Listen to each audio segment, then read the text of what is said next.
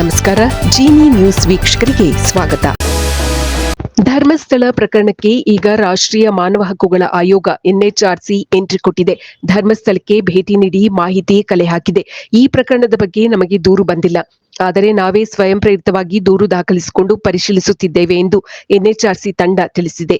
NHRC ಹಿರಿಯ police ವರಿಷ್ಠಾಧಿಕಾರಿ Yuvraj, DYSP ರವಿಸಿಂಗ್ ಹಾಗೂ ಇತರರು ಬೆಳ್ತಂಗಡಿಯಲ್ಲಿರುವ ಎಸ್ಐಟಿ ಕಚೇರಿ, ಧರ್ಮಸ್ಥಳದ ಗ್ರಾಮ ಪಂಚಾಯಿತಿಗೆ ಭೇಟಿ ಕೊಟ್ಟಿದೆ. ಧರ್ಮಸ್ಥಳದ ಠಾಣೆಗೂ ಭೇಟಿ ನೀಡಿ ಮಾಹಿತಿ ಕಲೆ ಹಾಕಿದೆ. ಧರ್ಮಸ್ಥಳದಲ್ಲಿ ಅಸಹಜ ಸಾವಿನ ಎಷ್ಟು ಪ್ರಕರಣಗಳು ದಾಖಲಾಗಿದೆ ಎಂಬ ಅತಿ ಮುಖ್ಯವಾದ ಪ್ರಶ್ನೆಯನ್ನು ಧರ್ಮಸ್ಥಳದ ಪೊಲೀಸ್ ಠಾಣೆಗೆ ಕೇಳಿದೆ ಎನ್ಎಚ್ಆರ್ಸಿ. ಸಾಕ್ಷಿ ದೂರುದಾರ ಭೀಮನಿಂದಲೂ ಮಾಹಿತಿ ಸಂಗ್ರಹಿಸಿದೆ ಎಂದು ತಿಳಿದು ಬಂದಿದೆ.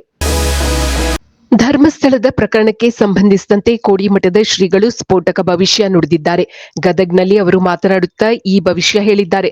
ಸತ್ಯ ಹೊರಬರುವ ಹೊತ್ತಿಗೆ ಆತ ಸತ್ಯ ಹೋಗಿರುತ್ತಾನೆ ಎಂದಿದ್ದಾರೆ.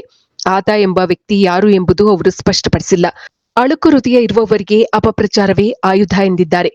ಒಳ್ಳೆಯ ದೇಗುಲಗಳ ಪೂಜೆ ನಿಲ್ತಾ ಬರ್ತಿರುವುದನ್ನು ನೀವೇ ನೋಡ್ತಾ ಇದ್ದೀರಾ ಎಂದು ಸಭಿಕರಿಗೆ ಹೇಳಿದ್ದಾರೆ ಕೋಡಿಮಠದ ಶ್ರೀಗಳು. 39 ವರ್ಷದ ಹಿಂದೆ ಅನುಮಾನಾಸ್ಪದವಾಗಿ ಧರ್ಮಸ್ಥಳದಲ್ಲಿ ಸಾವನ್ನಪ್ಪಿದ್ದ ಪದ್ಮಲತಾ ಎಂಬ ಯುವತಿಯ ಪ್ರಕರಣ ಮರುಜೀವ ಪಡೆದುಕೊಳ್ಳುತ್ತಿದೆ. ಪತ್ತೆಯಾಗದ ಪ್ರಕರಣ ಎಂದು 39 ವರ್ಷದ ಹಿಂದೆ ಈ ಪ್ರಕರಣವನ್ನು ಮುಚ್ಚಿ ಹಾಕಲಾಗಿತ್ತು. ಇದನ್ನು ಮರು ತನಿಖೆ ನಡೆಸಿ ನ್ಯಾಯ ಒದಗಿಸಿ ಎಂದು ಪದ್ಮಲತಾ ಸೋದರಿ ಇಂದ್ರಾವತಿ ಬೆಳ್ತಂಗಡಿಯಲ್ಲಿರುವ ಎಸ್ಐಟಿ ಕಚೇರಿಗೆ ದೂರು ನೀಡಿದ್ದಾರೆ. 1986 ಡಿಸೆಂಬರ್ 22ರಂದು ನನ್ನ ಸೋದರಿ ಅಪಹರಣಕ್ಕೆ ಒಳಗಾಗಿದ್ದಳು. 1987 ಫೆಬ್ರವರಿ 17ರಂದು ಆಕೆಯ ಶವ ನದಿಯ ಬದಿಯಲ್ಲಿ ಸಿಕ್ಕಿತ್ತು.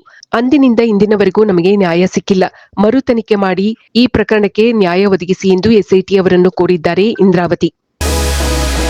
ವಿಶ್ವವಿಖ್ಯಾತ ಮೈಸೂರು ದಸರಾಗೆ ಪೂರ್ವ ಸಿದ್ಧತೆ ಜೋರಾಗಿ ನಡೆಯುತ್ತಿದೆ. ಮೈಸೂರು ಅರಮನೆಯಲ್ಲಿ ಬೀಡು ಬಿಟ್ಟಿರುವ ದಸರಾ ಆನೆಗಳ ಮೊದಲ ತಂಡ ನಾಡಿನ ಪರಿಸರಕ್ಕೆ ಹೊಂದಿಕೊಳ್ಳುತ್ತಿದೆ. ನಿನ್ನೆ ಆನೆಗಳ ತೂಕ ಪರೀಕ್ಷೆ ಮಾಡಲಾಗಿದೆ. ಭೀಮಾ ಎಂಬ ಆನೆ ತೂಕದಲ್ಲಿ ಅಭಿಮನ್ಯುವನ್ನು ಮೀರಿಸಿದ್ದಾನೆ. ಕ್ಯಾಪ್ಟನ್ ಅಭಿಮನ್ಯು ಇಷ್ಟು ದಿನ ಮೊದಲ ಸ್ಥಾನದಲ್ಲಿದ್ದು, ಆದರೆ ಈಗ ಬಲಾಢ್ಯ ಭೀಮಾ ಹೆಸರಿಗೆ ತಕ್ಕಂತೆ ತೂಕದಲ್ಲಿಯೂ ನಂಬರ್ 1 ಸ್ಥಾನ ಪಡೆದಿದ್ದಾನೆ. ಇದು ಈ ದಿನದ ಸುದ್ದಿಗಳು. ನಿರಂತರ ಸುದ್ದಿಗಳಿಗಾಗಿ ವೀಕ್ಷಿಸುತ್ತಿರಿ ಜಿನಿ ನ್ಯೂಸ್. ನಮಸ್ಕಾರ.